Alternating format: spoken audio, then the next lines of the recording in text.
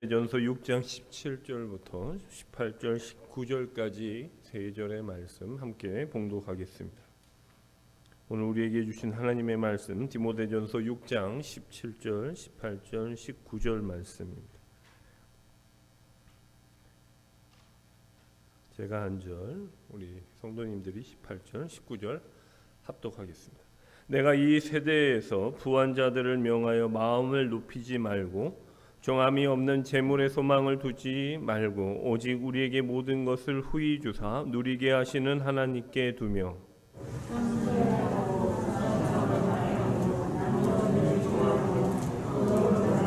함께 읽겠습니다. 이것이 장래에 자기를 위하여 좋은 터를 쌓아 참된 생명을 취하는 것이니라. 아멘.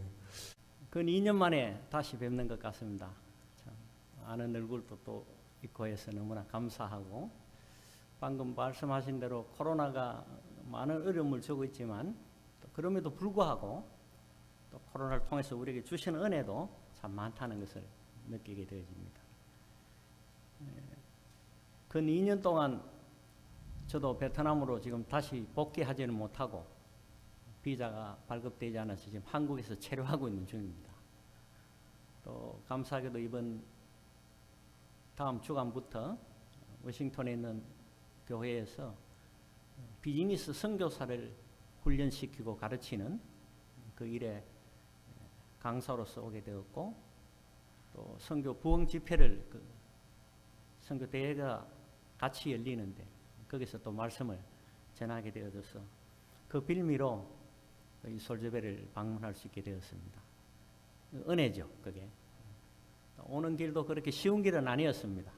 코로나 검사를 다 마쳤어야 됐고, 그와 함께 또 음성 검사 결과도 나와야 미국으로 입국할 수 있는 그런 것이 되어져서 많은 어려움이 있었습니다만은 모든 것은 다 하나님께서 하나님 때에 필요하게 움직이시는 것을 그렇게 볼 수가 있습니다. 코로나가 시작되어져서 처음 생각은 이제 곧 아주 그 붐이 끝이 나고 그 팬데믹이 지나면은 곧 베트남으로 복귀할 수 있지 않겠는가, 3개월 후쯤 되면 갈 수 있지 않겠는가 이렇게 생각했는데 3개월이 지나도 갈 수 있기는 그냥 점점 더 어려워져서 2020년 같은 경우에는 금년만 지나면 내년에는 가지 않겠는가, 그게 또 2020년을 지나고 올해 또 전망하기를 6월쯤 되면 더 가지 않겠는가 하다가 벌써 6월이 또 지났습니다. 이제는 내년에도 들어갈 수 있을까? 이렇게 되어졌습니다. 여러 계획들을 세우고 많은 계획들을 세웠지만은 그것이 계획대로 되지 않는 것을 보면서 한 가지를 생각하게 됩니다. 역시 우리가 세우는 계획은 계획대로 될 수 없는 것이구나. 오늘 본문의 말씀은 우리에게 그것을 잘 가르쳐주고 있습니다. 특별히 본문 17절 말씀은 우리가 어디에 소망을 둬야 될지를 가르쳐주고 있습니다. 내가 이 세대에서 부한 자들을 명하여 마음을 높이지 말고 정함이 없는 재물에 소망을 두지 말고 오직 우리에게 모든 것을 후히 주사 누리게 하시는 하나님께 두며라고 말씀하고 있습니다. 앞서 말씀드린 코로나 상황을 생각하면서 곧 결국 그 소망은 다 사라졌습니다. 오히려 낙심이 되고 낭망이 되었습니다. 그것이 우리의 소망을 어디에 두었느냐에 따라 그 소망 때문에 기뻐하기도 하고 또 낙심하기도 하고 하는 그런 결과를 가지는 것을 보게 됩니다. 성경은 정함이 없는 재물에 소망을 두지 말며라고 대표적으로 재물을 우리가 가지는 소망이라고 그렇게 표현하고 있지만 실제적으로는 이 성경이 말씀하시고자 하는 것은 우리의 참된 소망이 무엇이며 우리의 참된 소망을 어디에 두어야 되는가를 말씀하기 위해서 대표적으로 헛된 재물에 소망을 두지 마라 그렇게 말씀하고 있는 거예요. 특별히 정함이 없는 재물이란 것은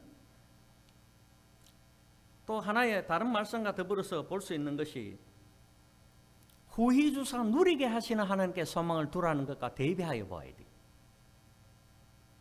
헛된 재물은 우리에게 소망이 되어질 수 없다라고 말하고 있으면서도 우리가 가져야 될 참된 소망은 후히 주어서 누리게 하시는 하나님께 두어야 한다라고 말씀하고 있다는 거예요. 우리는 상식적으로 잘 알고 있어요. 소망을 하나님께 두면 만사가 다 해결되어질 뿐만 아니라 후하게 주시는 것을 통해서 우리가 누리면서 살 수 있다는 것을 알아요. 알지만 현실은 언제나 우리의 소망이 눈에 보이는 또 손에 잡히는 것 같은 재물이 있다는 거죠. 대표적인 것이 재물로서 표현되었을 것 뿐입니다. 오늘 이 저녁에 우리가 말씀하시기를 너희의 소망이 어디 있느냐라고 말씀하시면 물으신다면 내 참 소망은 세상의 것이 아니라 이 세상의 것조차도 후하게 주셔서 그것을 누리며 살아가게 하시는 하나님께 있다라고 말해야 된다는 거예요. 소망을 말할 때 우리는 소망을 무엇으로 생각해요? 또 어떤 것으로 생각해요? 그러나 성경은 언제나 우리에게 소망을 말씀하실 때 그 소망은 하나님이라고 말하고 있다는 거예요. 왜요? 모든 것은 다 하나님께로부터 나오기 때문입니다.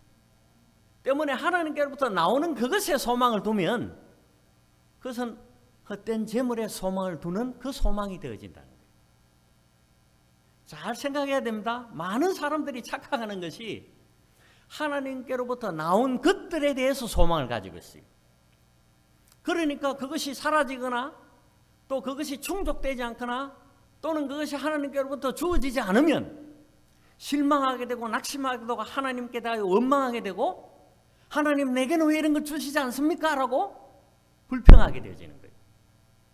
참된 소망은 하나님께 있다는 것은 참된 소망은 하나님 그 자체라는 것이죠. 우리는 하나님을 섬기며 하나님 믿는 백성들입니다. 그럼 당연히 우리의 소망은 내 믿음이 있는 한 영원히 내 소망은 거기에 있는 것이고 영원히 내 소망은 존재하고 있는 것이죠. 결코 환경이나 상황이나 여러 여건에 따라서 낙심하거나 낭망할 일이 없는 영원한 소망이 우리에게 있다는 것입니다. 잠언 23장은 그렇게 말합니다. 부자 되기에 애쓰지 말고, 우리는 반대로 하죠. 부자 되기에 애쓰고 있잖아요. 내 사사로운 지혜를 버리라. 네가 어찌 험한 것에 주목하겠느냐. 정령이 재물은 날개를 내어 하늘에는 독수리처럼 날아가니라. 우리 다 경험해 봤습니다. 그죠? 재물은 마치 하늘을 나는 독수리처럼 날아가 버린다 그래요. 쓰고 또 써도 부족한 것이 재물입니다. 우리말에 그런 말이 있잖아요. 뭘 하나 가지고 나면 다 되는 걸로 만족하는 것이 아니라 그것 이상의 것, 또 그것을 누릴 수 있는 또 다른 것으로 부족함을 채우기를 원하고, 말 타고 나면 종 부리고 싶다는 이야기를 하잖아요. 끝이 없는 것이 그 소망입니다. 결코 만족할 수 없는 것이 그런 소망입니다. 험한 것입니다. 그래서 네가 어찌 험한 것에 주목할 것이냐. 시편 39편 6절로 7절은 진실로 각 사람은 그림자같이 다니고, 그림자는 여러분 해가 있는 동안에만 비쳐요. 그죠? 조금 어두운 곳에 가버리면 그림자는 사라집니다. 우리가 다니는 것이 마치 빛의 쪼임이 없으면 아무것도 아닌 것 같이 사라지는 것 같은 것이 우리 인생이라고 말이에요. 헛된 일로 소란하며 하루하루를 얼마나 분주하게 보내고 있습니까? 그런데 그것이 헛된 일이라고 말해요. 재물을 쌓거나 누가 거둘지 알지 못한다. 열심히 일해가지고 모기는 내가 모았는데 그것을 사용하는 것은 누가 사용하는지 몰라요. 누가 거둘지 알지 못한다. 주여, 내가 이제 무엇을 바라리까? 나의 소망은 주께 있나이다. 우리의 참된 소망이 하나님께 있다는 사실을 기억해야 합니다. 특별히 내겐가 뭔가 소망이 사라지고 없어지고 낭망스러운 일들이 있을 때마다 기억해야 할 것은 내 참된 소망은 하나님이시다는 것입니다.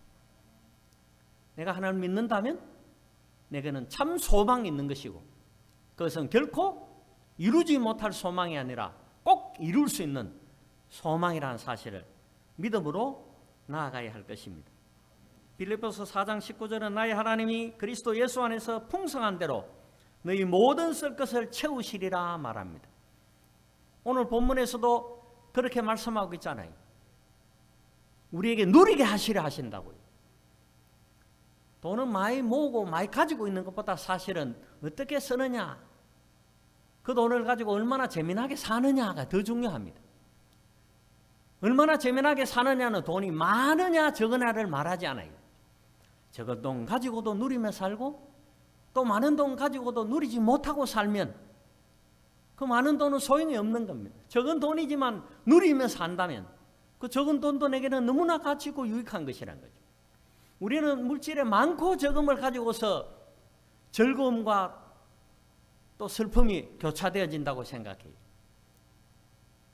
많이 가진 사람이 보면 제대로 재밌게 잘 쓰지는 못하는 것 같아요. 성경은 우리에게 얼마나 재밌게 쓸 수 있는가를 가르쳐주고 있습니다.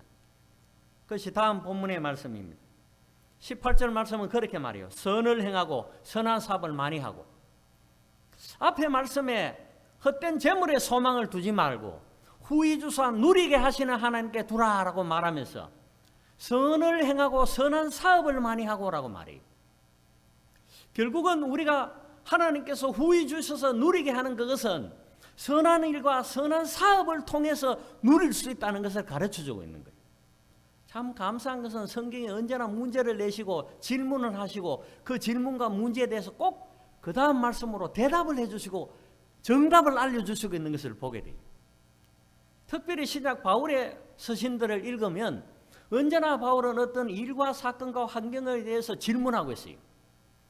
그러면서 언제나 또 그 질문에 대하여 하나님께서 원하시는 뜻이 무엇인지를 정확하게 알 수 있도록 답들을 계속하여 말씀해 주고 있는 것을 보게 됩니다.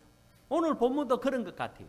17절 18절 말씀이 전혀 다른 말씀이 아니라 헛된 재물에 소망을 두지 아니하고 하나님께서 후히 주셔서 누리게 하시는 그 하나님이 어떻게 우리가 그 하나님께서 후히 주시는 것을 누릴 수 있는지를 18절을 통해 가르쳐 주시고 있다는 거예요. 선을 행하면 그것이 하나님께서 후히 주시는 것을 누리는 방법이고 그것이 후히 주시는 것을 누리는 일이라고 말해요. 선한 사업을 많이 하고, 그런데 문제는 선한 일이 뭔지를 모른다는 거예요. 그럼 선한 일이 뭡니까? 선한 사업이 뭡니까? 그걸 모르니까 큰일이에요. 그죠? 선한 일을 많이 하고 선한 사업을 많이 하고 말씀하셨는데 내가 선한 일이 무엇인지 선한 사업이 무엇인지를 모른다면 하나님께서 후히 주셔서 누리게 하시는 그 누림을 우리 누릴 수 없다는 것을 알게 되는 거죠. 선을 행하고 선한 사업을 많이 하는 게 뭔가를 또 말씀해요. 나누어 주기를 좋아하며. 선한 일은 결국 나누는 일이라는 것을 발견하게 되는 것입니다. 선한 사업은 결국 나누는 사업이라는 것을 발견하게 되는 겁니다. 그리고 너그러운 자가 되게 하라. 여러분, 나누기를 절개하며 나누는 사람이 너그러운 사람입니까? 인색한 사람입니까? 나누기를 절개하지 않는 사람을 인색한 사람이라고 표현하죠. 우리는 인색하기 짝이 없다라고 말하잖아요. 뭘 잘 나누지 않는 사람을 너그러운 사람이라고 말하는 사람은 아무도 없습니다. 나누기를 좋아하며 너그러운 자가 되게 하라. 너그러운 자가 되는 비결은 나누기를 좋아하는 자들이 되어야 한다는 것을 우리는 알 수 있는 것이죠. 하나님은 우리가 선한 일을 위하여 지으심을 받은 백성이라고 말합니다. 우리는 그가 만드신 바라 그리스도 예수 안에서 선한 일을 위하여 지으심을 받은 자니.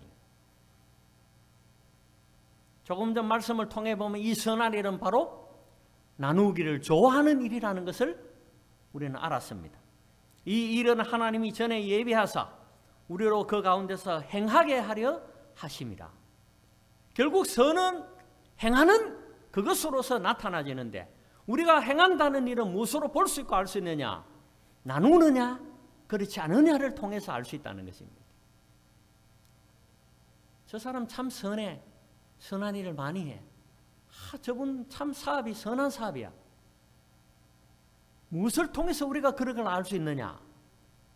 얼마나 많은 나눔을 하며 살고 계시느냐? 얼마나 많은 나눔이 그 사업을 통해 이루어지고 있느냐를 보며 우리는 그렇게 말할 수 있다는 것을 성경은 가르쳐주고 있는 것입니다. 요한일서 3장 17절에서 18절 말씀입니다. 누가 이 세상 재물을 가지고 형제의 궁핍함을 보고도 도와줄 마음을 막으면 하나님의 사랑이 어찌 그 속에 거할까 보냐. 이 세상 재물을 가지고 형제의 궁핍함을 보고도 도와줄 마음을 막으면, 나눌 마음이 없다면 하나님의 사랑이 어찌 그 속에 있느냐. 자녀들아, 우리가 말과 혀로만 사랑하지 말고 오직 행함과 진실함으로 하자. 그 행함과 진실함으로 하는 모든 일의 대표적인 것이 나누기를 좋아한다는 사실을 오늘 말씀을 통해 우리가 다시 한번 확인해야 될 것입니다. 히브리서 13장 16절은 말합니다. 오직 선을 행함과 서로 나누주기를 잊지 말라. 이 같은 제사는 하나님이 기뻐하시느니라. 여러분, 하나님이 기뻐하는 제사들이 몇 가지들 있어요. 그 가운데 하나님이 기뻐하는 제사가 바로 나누며 선을 행하는 일이라는 것을 히브리서 기자는 분명하게 밝혀주고 있는 것입니다. 지금까지 우리가 많은 나눔을 행하며 살았다면 그것은 하나님이 기뻐하는 제사를 드렸다는 것을 히브리서 기자가 우리에게 알려주고 있는 것입니다. 기뻐하십시오. 난 맨날 나눠주기만 하고 이거 내가 이거 하려고 태어났나? 예, 그거 하려고 태어났습니다. 하나님은 그것을 기뻐하신다고 말씀하고 있는 거죠. 그것이 곧 하나님이 기뻐하는 제사를 드리는 것이라고 말하고 있습니다. 무엇이 있어서 나누는 것이 아니라 없더라도 내게 있는 것이라면 그것이 양이 얼마나 되든 간 부족할지라도 그것을 나눌 줄 아는 삶이 하나님이 기뻐하는 제사를 드리는 백성이라는 것을 히브리서 기자가 말씀하고 있다는 것입니다. 선을 행함과 서로 나눠주기를 잊지 마라. 이거 하기를 힘쓰고 애쓰고 많이 하라 그렇게 하지 않고 잊지 마라 라고 말이에요. 왜요? 우리가 하나님을 기뻐한다면 하나님이 기뻐하시는 제사를 날마다 드려야 할 의무들이 우리에게 있죠. 그렇기 때문에 하나님이 기뻐하는 제사인 나누어주는 그 일을 잊지 말라라고 말하는 거예요.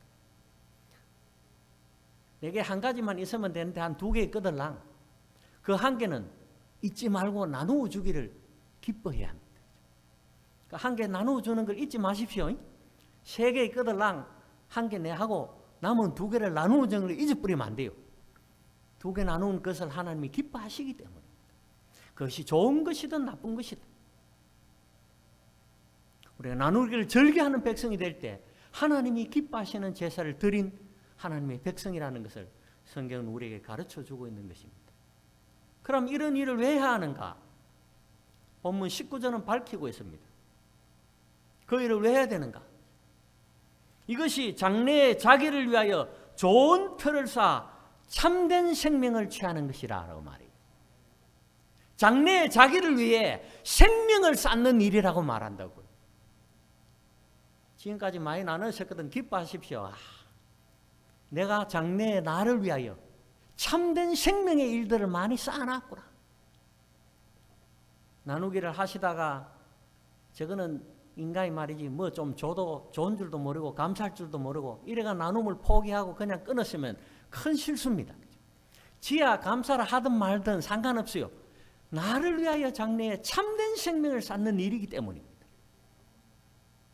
감사하지 않는다고, 기뻐하지 않는다고, 그것에 대하여 좋아하지 않는다고 내가 해야 할 나의 제사, 하나님이 기뻐하시는 나눔을 행치 않는다면 그것은 오히려 우리 장래를 위하여 참된 생명을 쌓는 일을 방해하며 참된 생명을 쌓는 일을 하지 아니하는 것과 같다는 것을 기억하셔야 합니다.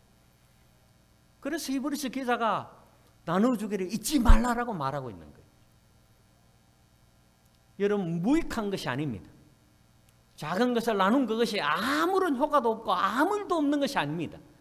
내게 아무 유익함이 없는 것이 아니라 나의 장래를 위하여 참된 생명을 쌓는 놀라운 은혜의 유익함의 산물이라는 것을 기억해야 됩니다. 부지런히 나누려고 애쓰십시오. 시간이 많으면 시간을 나누시고, 내게 정이 넘쳐나면 그 정을 나누시고, 내게 물질이 있다면 물질을 나누시고,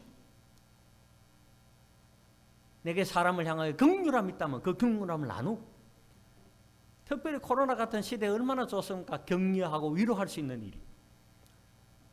평안한 때야 뭐 격려와 위로가 뭐가 필요합니까? 지금 같은 때에 격려와 위로의 말들이 필요합니다. 나도 힘들지만 그래도 저 사람보다는 내가 좀 더 나으니까. 그래도 저 사람보다는 그래도 내가 좀 더 힘있게 살고 있으니까. 위로하고 격려하고 그를 도우며 나아가는 자들이 되어야 된다는 것입니다. 주변을 돌아보아야 합니다. 내 살기 바쁜데 내가 뭘 주변을 돌아보느냐고. 장래에 자기를 위하여 쌓아둘 것이 하나도 없이 산다는 사실을 기억하셔야 돼요. 아이고, 나는 내 생명을 위해서 쌓아놓은 게 하나도 없네. 정답입니다. 아이고, 나도 힘들지만, 나도 피곤하지만, 내가 이래 힘들고 피곤한 걸 생각하니까, 아이고, 저 가정, 저희는 얼마나 더 힘들고 피곤할까. 힘들지 않으셨어요? 피곤하지 않으셨어요? 그 위로와 격려의 한마디. 그것은 말만이 아니라 그런 격려와 위로의 말을 나눔을 통해 우리의 장래를 위해, 나의 장래를 위하여 참된 생명을 쌓아놓는 일들이라는 것을 기억하시라는 것입니다. 참 놀라운 일입니다. 마가복음 10장 29절과 30절에는 뭐라고 말씀하시느냐? 장래에 자기 생명을 위한 자기의 일에서 하나님을 위하여, 그리스도를 위하여 어미나 아비나 자식이나 전토를 벌인 자는 금세에 있어서 집과 형제와 자매와 모친과 자식과 전토를 100배나 받되. 잘 기억해야 됩니다. 우리는 나누며 뭐 그런 일들을 통해서 우리가 한 일들은 죽어서 천당 가서나 보상받는다고 생각해요. 그래서 쉽게 하기가 힘들어요. 왜요? 그건 내세에 받을 일이지 금세에 내가 누릴 일이 아니라고 생각을 하기 때문입니다. 그러니까 성경은 말합니다.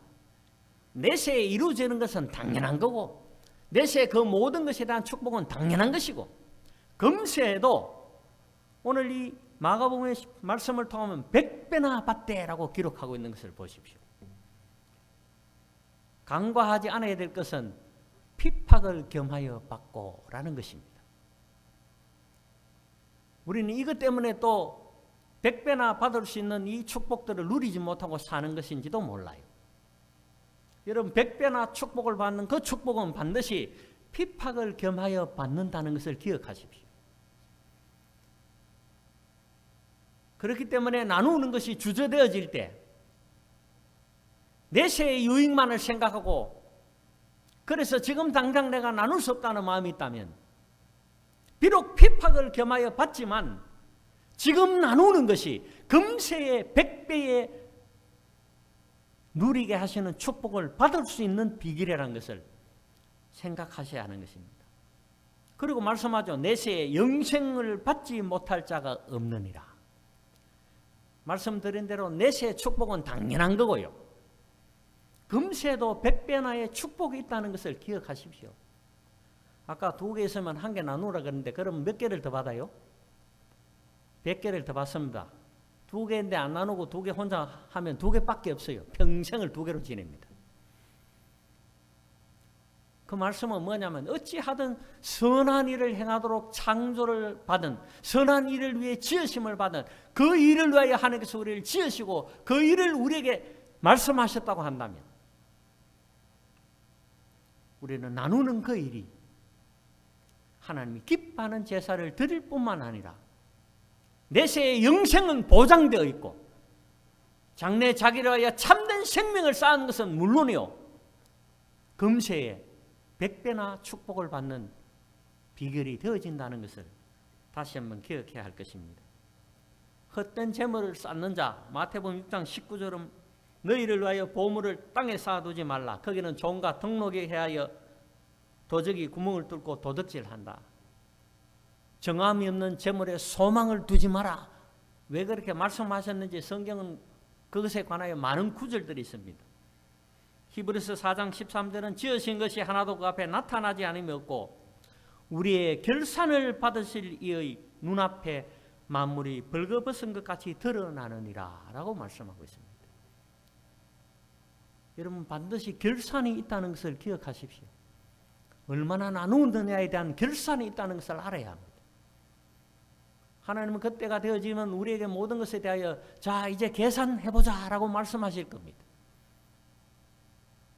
그때 얼마나 우리가 우리의 것을 나누어서 남겼느냐.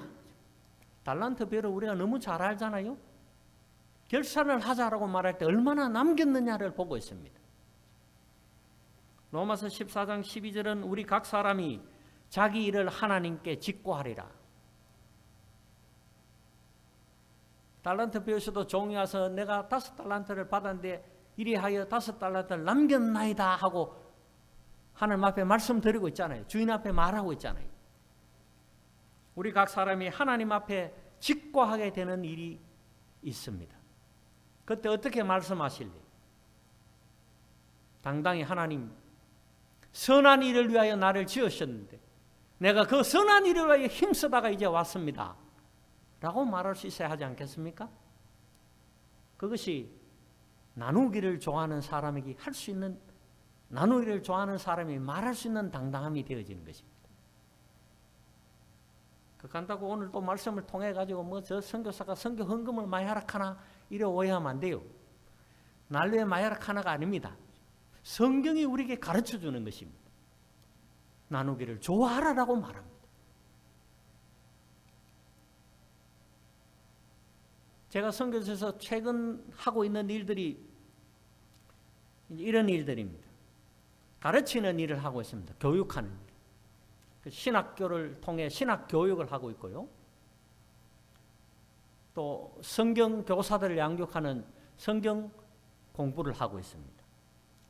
그다음 두 번째로 하는 일은 훈련시키는 일을 하고 있어요. 또 훈련시키는 일은 각 지역 사회에서 리더로서 살아갈 리더를 양육하는 리더십 훈련을 하고 또 선교를 행하며 복음을 전가할 사람을 키우고 훈련하는 선교 훈련하고 이 두 가지 과정을 훈련의 과정으로 진행을 하고 있습니다. 그 다음에 또 한 가지가 이렇게 훈련받고 공부한 사람들이 실제 삶의 현장에서 그 일을 감당할 수 있도록 비즈니스를 하는 일들을 돕기도 하고 또 그것들을 서로 네트워크를 시켜주기도 하고 또 그 일을 위해서 창업하는 창업 선교 훈련을 또 시키고 창업을 하는 창업 자금을 지원하는 일들을 행하고 있습니다. 이런 일이 지금 제가 하고 있는 선교 현장에서의 일입니다. 그 가운데 제일 첫 번째로 하고 있는 일이 이제 신학 교육을 하고 있는데요. 그 신학 교육은 이제 본 궤도에 올라서 정상을 다 지나고 있습니다.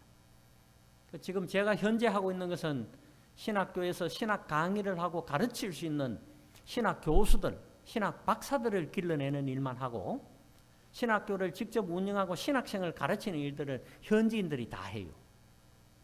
거기 보시면은 제가 호치민과 하노이 두 개 지역에서 사역을 하고 있는데 그 남부 지역에 있는 과거 월남의 수도였던 사이공, 호치민이라는 지역에서는 6개 신학교가 운영되고 있어요. 제가 운영하는 것이 아니라 저를 통해서 신학교육을 받고 신학 박사가 된 학생들이 자체 신학교를 만들어서 신학교육을 시키고 있는데 이게 다 이제 네트워크가 되어서 제가 전체를 관리하는 그런 관리자로 운영을 하고 있는데 그 6개의 신학교가 신학교육을 통해 생겨나게 되었습니다. 그 교육에서 이제 뭐 여러 장면들, 사진들을 보실 수가 있고요. 그 다음 교육 가운데서 두 번째 하는 교육이 성경학교를 성경교사대학을 하고 있는데요. 그래서 이제 하노이에서 시작해서 지금은 줌으로 하기 때문에 하노이 지역만 아니라 호치민, 베트남에 있는 모든 전 지역을 대상으로 성경대학교 운영을 하고 있습니다. 참 잘 됐어요. 코로나가 아니었더라면 한 지역에서 그냥 할 수밖에 없어요. 그럼 인원도 소수일 뿐만 아니라 그것을 다시 또 다른 지역에 가르치기 위해서는 그만큼 시간과 많은 것들을 더 들여야 되는데 코로나가 되니까 같이 모이지는 못하고 어차피 방송으로 온라인으로 그렇게 해야 되니까 전 지역에 있는 사람들이 다 같이 돌아서 공부할 수 있게 된 거예요. 우리 생각에는 코로나가 우리에게 많은 어려움을 준다고 하지만 사실 살펴보면 하나님의 은혜는 그러한 가운데서 더 크다는 것을 언제나 보게 되어집니다. 학생 수가 훨씬 더 많아졌을 뿐만 아니라 온라인 교육을 하니까 참여하는 학생들 자신들도 지역적인 불평과 어려움 때문에 하지 못했던 공부에 참여할 수 있게 되어지고 얼마나 감사한 일이 되었는지 몰라요. 이 성경학교가 지금 줌으로서 매주 토요일에 진행되고 있습니다. 이제 8월 달은 베트남도 여름 방학을 해요. 한 달 동안. 그래서 이번 9월 토요일 주간까지는 이제 방학이 되고 다음 주 다시 2학기를 시작하게 되어지는데 다음 주간에 제가 여기 있지만 여기서 이제 줌으로서 온라인을 열어서 또 베트남과 함께 이 성경대학 공부의 과정을 열어야 돼요. 한번 생각해 보십시오. 제가 만약에 코로나가 아니었다면 이렇게 미국을 방문하고 있는 때에 그 성경대학 과정이 진행이 되기가 어렵잖아요. 미안하지만 내가 미국을 다녀올 동안 3주 동안 다시 또 계속 방학합시다 이래야 되잖아요. 근데 줌 때문에 내가 어디에 있든 한국에서 못 들어가가지고 근 2년 동안을 지금 베트남 현장에 가지도 못하면서도 이 과정이 계속되어질 수 있었다는 것 얼마나 감사한 일입니까? 살펴보면 코로나가 여러 방면에서 우리 삶에 불편함을 주기도 하지만은 신앙적으로 살기를 원하는 자들에게는 코로나는 것이 더할 수 없이 우리의 신앙을 다듬을 수 있는 기회가 되어지는 거예요. 여러분 대면이 어려워져서 본예배에 출석하여 볼 수 없게 되어질 때 우리가 이 교회 생활 나와서 예배하며 함께 예배한다는 것이 얼마나 귀하고 복된 것인가를 다시 알 수 있는 그런 기회가 되잖아요. 그러면 함께 나와 예배하는 예배를 사모하게 되어지고 모두가 함께 모여 예배하는 그날이 오기를 기다리며 그 말은 곧 우리의 삶이 하나님과 더 가까워지고 있다는 것을 이야기해 주고 있는 것입니다. 만약 그렇지 않다면 우리가 하나님과 더 가까이 가야 하고 하나님과 더 가까이 하고 싶다는 그 마음을 확인할 수 없었을지도 몰라요. 그냥 일상적으로 주일이니까 예배하고 수요일이니까 예배하고 금요일이니까 예배하고 그냥 나와서 예배하는 것으로 지났다면 사실은 코로나와 같은 것이 내 자신이 하나님과 더 가까이 하는 예배가 되어지는 것을 결단하게 되고 결심하게 되어지고 소망하게 되어지는 그런 일들을 준다는 거예요. 그런 유익함이 우리에게 있다는 것을 기억해야 할 것입니다. 그 다음 가르치는 과정 가운데 최근에 제일 많이 하고 있는 것이 리더십 훈련인데 그 리더십 훈련은 MBA라는 경제학 석사 과정을 겸해서 하고 있어요. 그러다 보니까 이 과정에 오는 학생들은 직장 생활을 하고 있거나 사회생활을 하는 사람들입니다. 신학교육은 예수를 믿고 교회 안에서 살며 교회 안에 일할 사람들이지만 이 MBA 과정은 교회 밖에서 그리스도를 증거하고 복음으로 살아갈 사람들을 위하여 훈련하며 가르치는 과정이 되어져 있는 것입니다. MBA 과정은 참으로 많은 은혜가 있었습니다. 조금 후에 사례를 말씀드리면서 이야기를 드리겠습니다만은 그 다음으로 가지고 있는 것이 ET 포럼이라는 것입니다. 이것은 바로 비즈니스로 복음을 증거하기를 원하는 사람들을 위해 비즈니스 복음 전도자들을 훈련시키고 그들을 교육하는 과정이 ET 포럼이라는 그런 과정입니다. 이 과정에는 MBA에 있는 학생들도 다 같이 들어와서 ET 포럼이 이 과정 훈련을 동일하게 진행하고 있습니다. 2019년도에 이 과정을 처음으로 시작했는데요. 시작 때부터 현지에 있는 수많은 직장인들 그리고 작은 사업이든 큰 사업이든 사업을 하는 사장들과 간부들 200여 명이 참여해서 큰 은혜를 누렸습니다. 그리고 그 200여 명의 사람들이 자신의 직장의 삶터에서 복음을 증거하는 일이 얼마나 복된 일인가 얼마나 중요하고 귀한 일인가 하는 것을 다시 한번 결단하고 결심하고 내가 있는 직장에서 나는 복음을 전하는 직장의 복음 전도자가 되리라 복음 증거자가 되리라 결단하고 결심하는 일이 일어났습니다. 세계 선교회는 베트남에 있는 사람들을 세계의 복음을 전거하는 선교사로 배출하고 훈련하는 일을 시행했던 곳입니다. 이곳에서는 이 일을 할 수 있도록 이사회를 조직하게 됐는데 이 이사회에 한국인 사업을 하시는 두 분이 참여를 하셨어요.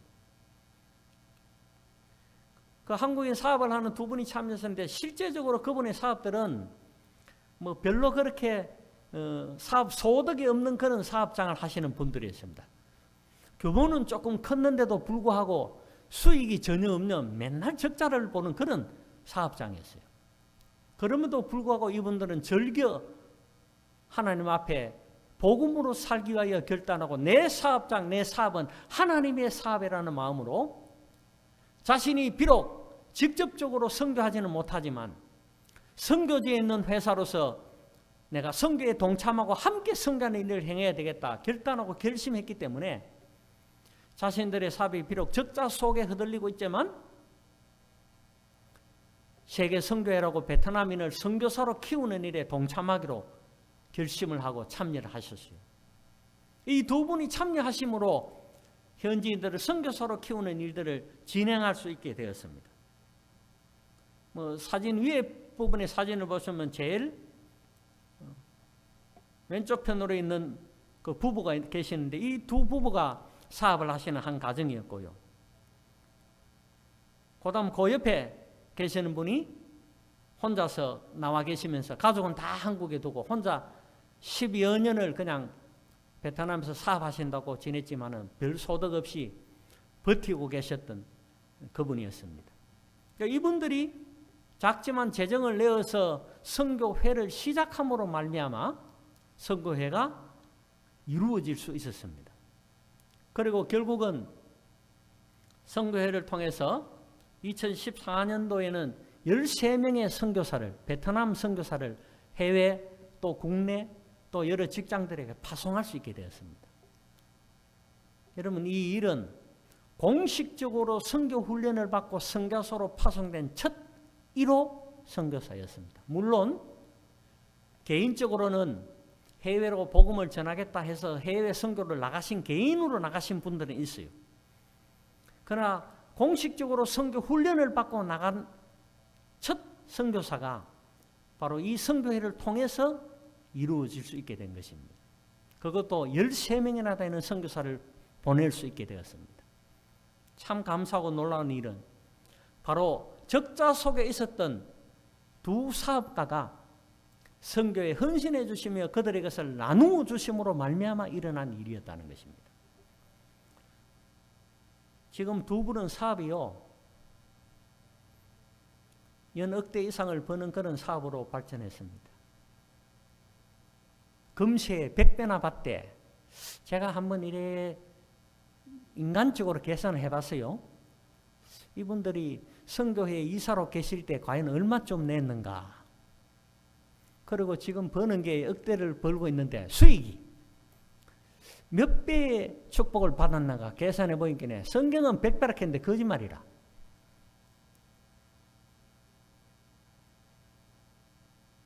(100배가) 아니라 수천 배의 수익을 얻게 되는 수천 배의 복을 누리게 되는 결과를 보았습니다. 두 분 다 그렇게 변했습니다. 10여 년을 적자 속에 살다가 선교운동에 참여해 하나님을 자신의 소망으로 두고서 나누기를 좋아하던 그 백성들이 하나님이 자신이 얼마나 많은 축복을 주시는지를 실제 경험하게 되어지고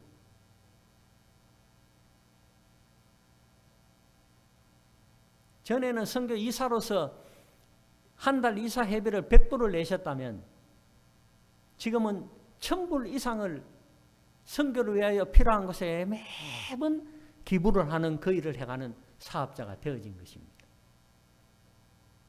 여러분 억대의 수익이 되었다고 나누기를 거치는 것이 아니라 없었을 때도 나누고 있는 지금은 더 풍성히 나누는 후이주사 누리게 하시는 그 하나님의 누리게 하심을 정말 누리며 사는 것을 보게 되어집니다. 인상도 많이 바뀌었어요. 사업이 어렵고 할 때는 그리 밝은 인상들이 아니었는데 지금은 뭐 그리 좋은 일이 있는지 그냥 싱글벙글해요. 사업 잘 돼가 그러겠습니까? 하나님의 사업을 위하여 자신의 것을 나누는 그 일을 통해 자신에게 얼마나 놀라운 소망들이 넘치고 있는지를 그들의 표정에서 발견하고 볼 수 있는 거예요. 가끔 그런 이야기를 합니다. 임성교사, 내 사업 잘 돼가지고 내가 이렇게 하는 줄 알아? 내 참된 소망이 무엇인지를 내가 알았기 때문에 그 소망으로 인하여 내가 기뻐하고 즐거워하며 날마다 산다고. 당신 때문에 위에 꼬시키 가지고 사업도 어렵고 그런 때 선교에 뛰어들었지만 그것이 내게 하나님의 축복의 통로였다는 사실을 나는 확실히 알아놓으라고. 또 한 분은요, 처음 사업하고 할 때는 베트남에는 뒷돈을 줘야 뭐든지 빨리 나와요. 사업하려고 허가를 내야 되는데 세무서에서 허가를 안 내주는 거예요. 서류를 몇 번이나 넣었는데도 또 되돌려주고 해서 도대체 왜 그러나 하고 뭐 물어볼 것도 없이 사실은 알 수 있었는데 알아보니까 뒷돈을 안 줘가지고 허가서를 안 내준다는 거예요. 여러분 웬만하면 뒷돈 그냥 주고 허가서 받습니다. 또 현지에서는 그래야 사업이 돼요. 그런데 이분이 그리스도인으로서 나는 그럴 수 없다라고 마음을 굳혔어요. 내가 100번 내고 100번 서류를 돌려줄지라도 내가 101번째 서류를 또 낼 게다 결심하고 죽 잡고 6달을 서류를 계속 낸 거예요. 6개월 동안 사업 없이 건물만 떨렁 있고 일을 시작은 못하고 6개월 동안 얼마나 많은 돈이 날아갔겠어요. 그럼에도 불구하고 계속적으로 버텼다고요. 세무서에서도 뒷돈 받아 물려고 기다리다가 도저히 안 되겠네 허가를 내줬답니다. 뭐 허가를 내줬다고 사업이 금방 뭐 일어나는 건 아니잖아요. 아까 말씀드린 대로 이사회로 있을 때 계속적으로 적자를 경험했죠. 그러다가 드디어 수익이 생겼습니다. 수익이 생겨서 세무서에다 수익에 대한 세금 신고를 했어요. 신고를 하고 나니까 며칠 후에 세무서에서 한번 들어오라고 하더래요. 그래 이것들이 또 무슨 장난을 치려고 얼마를 또 더 받아 물라고 오락하노하고 처음에는 그런 마음으로 갔대요. 갔더니만은 반갑게 맞이하면서 앉으라고 하더니 아니 무슨 세무신고에 세금을 이렇게 많이 신고했느냐고. 이거 너무 많이 신고했으니까 이거 찾아가야 된다고 세금을 절반을 깎아주더랍니다. 놀랍지 않습니까? 안 놀라운 모양이네요. 뒷돈 받는 동네에서 세금 더 많이 냈다고 돌리받아가라 하는 데가 있습니까? 있을 수 없는 일입니다. 도저히 베트남에서는 일어날 수 없는 일을 그는 하나님께서 저들의 마음을 녹이며 자신을 통해 그들에게 어떠한 삶이 보여졌는가를 나타내주는 결과를 본 것입니다. 아, 하나님이 이렇게 역사하시는구나. 웬만하면 세금을 더 뜯어갔으면 더 뜯어갔지. 아니면 내가 세금 좀 줄여줄게. 줄여주는 대신에 돈을 네가 나한테 다오. 이러는 것이 당연한 현상인데 다른 아무 이유 없이 다른 아무런 조건 없이 세금의 절반을 되찾아가라고 말한다는 거예요. 그러고는 그때 하나님께 감사를 드렸습니다. 나와 함께 하시는 하나님. 내가 나의 하나님께 소망을 넣으면 내가 나의 하나님을 의지할 때 하나님은 결코 나에게 실망 주시지 않으시는구나. 그 이후부터 세무신고는 신고하는 대로 그대로 거기서는 받고 조사 한 번 안 나오더랍니다. 편리해졌다는 그만큼 그가 앞으로 행할 모든 사업에서는 편하디 편한 그런 사업을 진행할 수 있었다는 겁니다. 여러분 매년 뒷돈을 주면서도 매년 세금 문제 때문에 골치 아픈 기업들이 사업들이 얼마나 많은지 몰라요. 주는 대로 그냥 받고 끝나는 거 주면 줄수록 더 많이 내놓으라고 한다고요. 한 번 주고 나면 그 다음부터 더 줘야 돼요. 계속. 그런데 이 양반은 허가 낼 때부터 안 줘가지고 세무서 직원들이 알았는가 봐. 저는 돈 나올 구멍이 없다. 그 다음에 몇 년 동안 사업이 적자가 나가 세금 신고 한 푼도 안 들어오다가 들어온 거 보니까 이제 사업 조금 하는갑다. 그런데 첫 사업부터 뭐 이래 세금을 많이 냈노? 이래 성실하게 세금 신고하는 사람 우리가 돌봐줘야 된다. 상황이 바뀌어진 거예요. 우리가 돌봐줘야 될 사람이다. 저런 사업가는 우리가 지켜야 된다. 베트남에 저런 사업자가 있어야 된다. 그렇게 변화되었다는 것입니다. 이 놀라운 일들이 하나님을 섬기며 하나님을 따르는 백성에게 일어난 일이라는 것을 기억을 하십시오. 세계 선교 훈련을 할 때 한 사건이 있었습니다. 제목을 제가 금반제가 준 눈물이라고 선교 편지에 저렇게 제목을 붙였는데, 선교 훈련을 하는 동안에 선교회 사무실로 쓰고 있던 그 사무실에 복사기가 고장이 났어요. 그런데 복사기 비용이 뭐 한두 푼이 아니었습니다. 그러니까 살 형편도 안 되고 수리하는 비용도 많이 들고 그 일을 위해서 중보 기도가 필요하다라고, 해필이면 그날 강의 온 강사가 강의 중에 뭐 이런저런 강의를 하다가 그 이야기를 하나의 예로 들어서 이야기를 했어요. 그 강의 내용이, 고날 내용이 중보 기도에 관한 내용이었어요. 그래서 중보 기도가 우리가 이런 일들이 이렇게 중보 기도 해야 된다라고 그냥 강의의 예로 들어서 이야기를 했는데, 그 다음날 두 번째 날 강의가 시작되기 전에 1시간 정도 찬양하고 기도하고 강의를 시작하기 전에 1시간 정도 먼저 모여가지고 자기들이 예배하고 해요. 그 시간에 한 자매가 이 대표, 그 선교회 대표는 현지인들에게 다 맡겨놓았기 때문에 제일 뒷자리에서 저하고 둘이 앉아있고 강사는 앞에서 이제 강의를 시작할 준비를 하고 있는데, 한 자매가 와가지고 이 대표하고 기속말로 이런저런 이야기를 하더니 하고 나더니 자리로 돌아가더라고요. 그래서 뭐 상의하고 상담할 일이 있는가 보다 하고 저는 앉아 있었는데, 조금 지나고 나니까 대표가 제게 이야기를 해요. 저 자매가 지금 가지고 있는 것이 현금은 얼마 없고, 그래서 얼마 없는 그 현금을 선교회를 위해서 복사기를 구입하는 데 사용해 달라고 내놓기는 너무 부끄럽고, 그래도 그것보다는 조금 더 돈이 나가는 게 있는데 금반지밖에 없다고. 근데 그 금반지는 결혼기념품이었어요. 그 금반지를 빼내어서 선교회 복사기 사는 것에 작지만 보태어달라고 반지 빼주고 갔다는 거예요. 베트남 역사에 있을 수 없는 일입니다. 여러분, 여기 사는 베트남 자매들 이래 보면 혹시 볼지 모르겠어요. 금팔찌 막 이만큼씩 끼고 있습니다. 예? 금목걸이 몇 개씩 하고요. 그게 뭐냐면 돈 많은 거 자랑하는 거예요. 그 요게 요래밖에 없으면 챙평계라 나가가지고, 그래 없어도 막 이만큼씩 끼요. 그게 부의 상징이기도 합니다. 이 자매가 가진 거는 금반지밖에 없다는 이야기는 금팔찌도 하나 없는 자매예요. 그 말은 뭐예요? 가난하기 짝이 없는 자매라는 이야기입니다. 가난하기 짝이 없고 뿐만 아니라 안 그래도 우리는 돈이 없어서 못해라고 말하는 베트남인이 자기의 가진 바, 그것도 가정을 꾸린 정표로서 받았던 금반지를 빼내서 선교 헌금을 한다는 것은 그건 있을 수 없는 일입니다. 남의 것 하나를 더 빼먹으면 빼먹었지 자기 것 빼준다는 건 있을 수 없는 일이에요. 예를 들어 드릴게요. 베트남인들은 한국인 가정에서 메이드로 그렇게 지내는 애들은 심심하면 한국 선교사 물건 가져가요. 그러고는 떳떳하게 이야기합니다. 뻔뻔한 게 아니고요. 떳떳하게 이야기해요. 니는 많잖아. 많은 네가 없는 내가 한 개 가져온 게 뭐냐? 공산주의는 뭐예요? 공평하게 나누어 가지는 거잖아요. 당연하게 여겨요. 그들은 훔친다고 생각 안 합니다. 많은 사람 거 없는 내가 좀 갖다 쓰는 거예요. 그게 그 사람들의 국민성입니다. 그런 사람이 없는 중에 자신의 금반지를 빼앗아 준다는 것은 그것은 상상할 수 없는 일이었습니다. 선교 훈련이 가져온 놀라운 일이었습니다.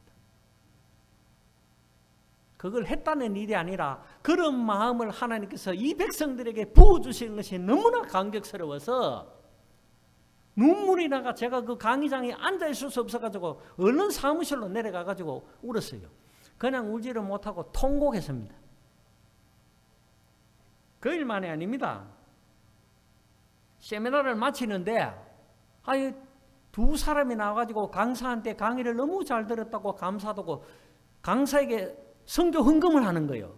그 강사도 선교사였거든요. 선교를 위해 강의하는 강사에게 선교 훈련을 받고 있고 자기들도 지금 선교하러 갈 사람으로서 돈이 없는 상황에서 선교하는 강사에게 선교비를 낸다는 거예요. 여러분 한번 생각해 보십시오. 선교 훈련 받고 선교로 나갈 사람이 돈이 필요합니까? 그 사람들이 받아야 될 사람이 그 사람들이 줄 사람들 형편이 아니거든요. 지금 똑같은 그런 형편임에도 불구하고 자기들이 선교하는 강사를 위해서 성경 헌금을 내어놓는 것을 보았습니다. 베트남 역사에서 처음 일어난 일입니다. 한국 선교사한테 받아 먹으면 받아 먹었지 절대 주는 일이 없는 사람들이 그 사람들입니다. 그날도 펑펑 울었습니다. 강의 이틀째 한 번 울고 강의 마칠 때 한 번 울고 이 사람들이 나를 울리는 일이 이런 일만이 안 했습니다. 그 뒤로 자주 일어났습니다. 이런 놀라운 변화를 보면서 하나님이 베트남 교회와 베트남 성도를 들어 사용해 주실 것이라는 확신을 가졌습니다. 똑같은 일이 또 일어났습니다. 지난 5월 달에 일어난 일입니다. 비즈니스를 하는 사람들을 대상으로 비즈니스 선교사를 기르는 창업 훈련을 하는 그 과정에서 한 자매가 제게 어느 날 이메일 편지를 보내왔어요. 이메일 편지 내용은 이렇습니다. ET 수업이라는 이 수업에 참가하게 돼서 자기는 얼마나 감사한지 그 감사를 이기지 못하여 편지를 드립니다. ET 수업은 제가 오랫동안 기도했던 일입니다. 하나님께서 제 기도를 듣고 즉시에 응답하시는 하나님이심을 알고 하나님의 신실하심을 보게 됩니다. 저는 이벤트 커뮤니케이션 회사를 경영하고 있습니다. 회사를 설립한 지는 5년이 되었지만 지난 4년 동안에 회사는 망가진 회사였습니다. 그러나 그 가장 어두운 곳에서 빛으로 인도해 주셨던 하나님은 금년도에 자신에게 확장할 수 있다는 약속을 해 주셨습니다. 그 약속을 믿고 여호와 하나님이 바로 그분이시라는 것을 알게 되었습니다. 이 약속을 믿고 신설하는 기업들에게 투자를 할 수 있는 그런 계획을 세웠습니다. 그리고 그 일을 통해 하나님의 가치를, 회사의 가치를 실현하겠다는 결심을 하게 되었습니다. 제가 감사하는 이유는 ET의 비전이 자신의 삶의 목적에 부합했고 직장을 통해 하나님의 나라가 영향을 끼치고 그분이 영광을 받도록 내가 CEO지만은 하나님이 나의 CEO로서 CEO의 자리를 물려드리는, 하나님께 CEO의 자리를 내어드리는 일을 격려해 주었기 때문입니다. 비즈니스 선교사 훈련을 통해 창업 그 일은 자신이 했지만 그 일을 이루어 가시는 기업을 경영하시는 이는 하나님이라는 사실을 그가 철저하게 믿게 된 것입니다. 그래서 그 자리를 하나님께 내어드리게 됐다는 거예요. 강의를 통해서 제 도움이 필요한 분들에게 당연히 응원을 나눌 것입니다. 한번 보십시오, 여러분. 자신도 그렇게 썩 부유하지는 않지만 자신의 것을 나누겠다는 결심을 했다는 것입니다. 그리고는 그는 그 일을 통해 은혜를 잊게 됐습니다. 최근 몇 가지 마케팅 캠페인 사업 개발 계획 이벤트 활동을 수행했는데 가르쳐 주신 전문 지식을 사업에 적용해서 큰 성과를 거두었습니다. 고객은 우리를 칭찬해 주었고 고객이 칭찬해 준 그 칭찬은 우리 때문이 아니라 하나님에게로부터 온 것임을 진심으로 알고 있습니다. 하나님께서 우리를 도와주도록 당신의 마음을 열어서 우리에게 이런 과정을 베풀어 주신 것이 감사합니다. 당신의 격려와 우리의 일을 통해 하나님의 나라를 기뻐하게 됩니다. 우리는 여기서 하는 모든 일을 통해 하나님을 항상 증거하고 그분을 드러내기 위하여 애쓰고 있습니다. 그리고 많은 축복을 받았으니 250불을 헌금으로 당신의 사역을 축복합니다. 그러면서 250불은 베트남 돈으로 하면 500만 동이에요. 또 500만 원은 그냥 단순한 의미로 그냥 500만 원하고 같다고 생각하시면 돼요. 그 정도의 가치가 있다고 보시면 돼요. 은행 정보를 알려주세요. 휴가가 끝나면 회사에 돌아가는 대로 송금해 드리겠습니다. 이렇게 편지를 보내왔어요. 여러분, 하나님께서는 우리가 하나님 앞에 결단하고 결심만 하고 하나님이 지으신 창조의 목적대로 나누며 살리라 결심하면 하나님께서 나눌 수 있는 환경으로 우리의 나눔을 더 풍성하게 후히 주사 풍성하게 하실 뿐만 아니라 누릴 수 있도록 하나님께서 우리에게 부어주시는 것을 믿으시기를 바랍니다. 그 일을 위하여 나누기를 좋아하며 내게 복음을 주셨으니 아직 복음을 가지지 못한 자들에게 복음을 나누고 내게 주님의 그 큰 사랑을 주셨으니 아직도 사랑이 부족한 사람들에게 사랑이 필요한 사람들에게 나의 하나님의 사랑을 나누고 내게 시간적 여유를 더 주셨으니 나보다 시간적 여유가 덜한 사람들에게 내 시간을 나누어 사용하고 좀 더 가졌으니 나보다 적게 가진 자들에게 나누며 살고 그 일을 통해 하나님이 기뻐하는 제사를 날마다 드려 하나님의 기쁨이 되어지는 저와 여러분이 되어주시기를 주님의 이름으로 축원합니다.